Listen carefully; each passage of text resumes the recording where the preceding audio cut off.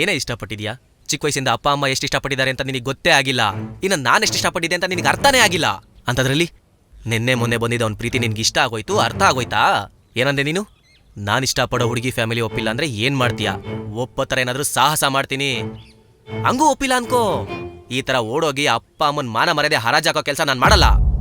ಹೋ ಹೌದಾ, ಸರಿ. ಹಾಗಿದ್ರೆ ನಡಿ, ನಮ್ಮಿಬ್ರಿಗೂ ಮದುವೆ ಮಾಡಿಸ್ ನಡಿ.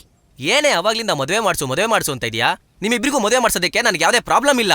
ನೀನು ಅನ್ಕೊಂಡಿರೋ ಹಾಗೆ ದ್ವೇಷನೂ ಇಲ್ಲ. ಪ್ರತಿಯೊಬ್ಬರು ಮನೆಯಲ್ಲೂ ತಮ್ಮ ಮಗಳು ಒಳ್ಳೆ ಜಾಗಕ್ಕೆ ಸೇರ್ಕೋಬೇಕು ಅನ್ನೋ ಆಸೆ ಇರುತ್ತೆ. ಜವಾಬ್ದಾರಿನೇ ಇಲ್ಲದೆ ಇರೋ ಬೇಜವಾಬ್ದಾರಿ ಇರೋ ಬೇವರ್ಸಿಗಳ ಮನೆಗಲ್ಲ. ಮಾತಲ್ಲಿ ಹಿಡ್ತಾ ಇರ್ಲಿ. ಏನೋ ಇಡ್ತಾ ಇರೋದು? ಅಪ್ಪ ಅಮ್ಮ ಕಷ್ಟಪಟ್ಟು ದುಡಿತಾರೋ ದುಡ್ಡಲ್ಲಿ ಜಾಲಿಯಾಗಿ ತಿರ್ಗಾಡ್ಕೊಂಡಿರೋ ನೀನು ಅಂಡು ಬಗ್ಸಿ ದುಡಿಯೋ ತಾಕತ್ತಿದ್ರೆ ಈ ತರ ಕಂಡವ್ರ ಮನೆ ಹೆಣ್ಮಕ್ಳನ್ನ ಓಡಿಸ್ಕೊಂಡು ಹೋಗೋ ಪರಿಸ್ಥಿತಿನೇ ಬರ್ತಿರ್ಲಿಲ್ಲ. ಧೈರ್ಯವಾಗಿ ಮನೆ ಬಾಗ್ಲಿಗೆ ಬಂದ್ಬಿಟ್ಟು ನಿಮ್ ಮಗಳನ್ನ ಕೊಡಿ, ರಾಣಿ ತರ ನೋಡ್ಕೋತೀನಿ ಅಂತ ಹೆಣ್ ಕೇಳ್ತಾ ಇದ್ದೆ. ಇದು ನನ್ ಪ್ರಾಬ್ಲಮ್ಮು. ಅವನಿಗೆ ಜವಾಬ್ದಾರಿ ಬರುತ್ತೆ, ನಾನ್ ಕಲಿಸ್ತೀನಿ. ನೀನೇ ಇನ್ನೂ ಕಲ್ತಿಲ್ಲ, ನೀನ್ ಅವನಿಗೆ ಕಲಿಸ್ತೀಯಾ?